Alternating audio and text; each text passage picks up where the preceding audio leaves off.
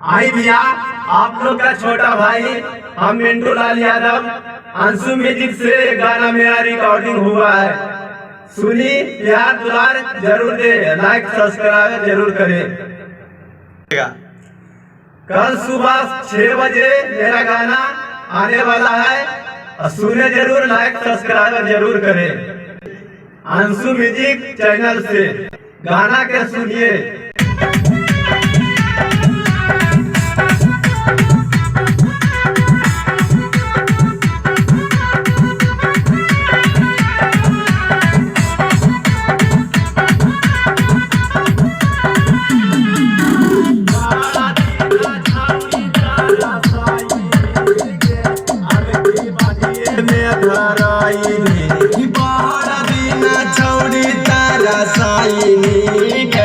अब की बधिए में धाराइनी, बधिए में धाराइनी, छाउरी बधिए में धाराइनी, बधिए में धाराइनी, छाउरी बधिए में धाराइनी।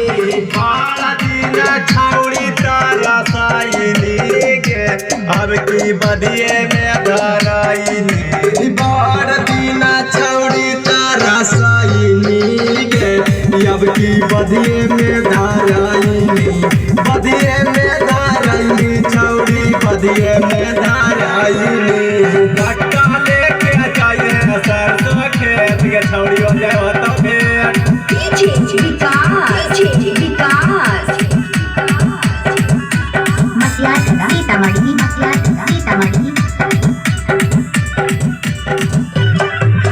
छोड़ा बौनई अब की छौरी, सुन ले हमर बातिया, सुन ले हमर बातिया गे, सुन ले हमर बातिया।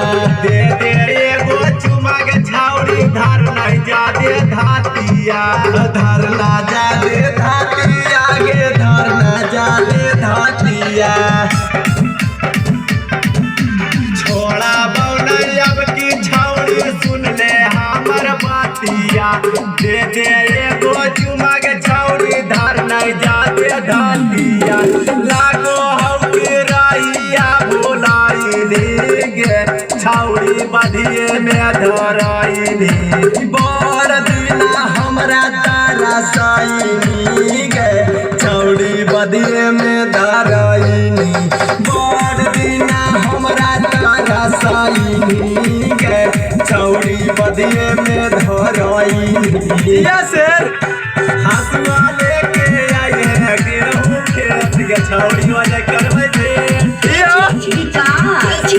क्या बात है?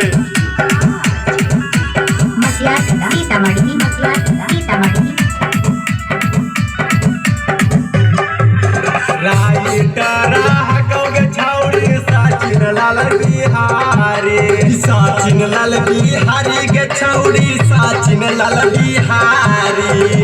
बाकी नहीं छोड़बोगे छौरी, धर बउआ का बारी, धर बउआ का बारी के छौरी, धर बउआ का बारी।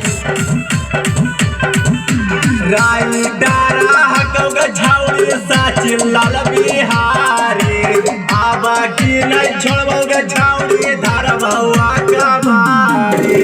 बिना टूके बाला दिन तरसाइनी गे, छौरी बधिए में धराइनी, 12 दिन छौरी तारा साइनी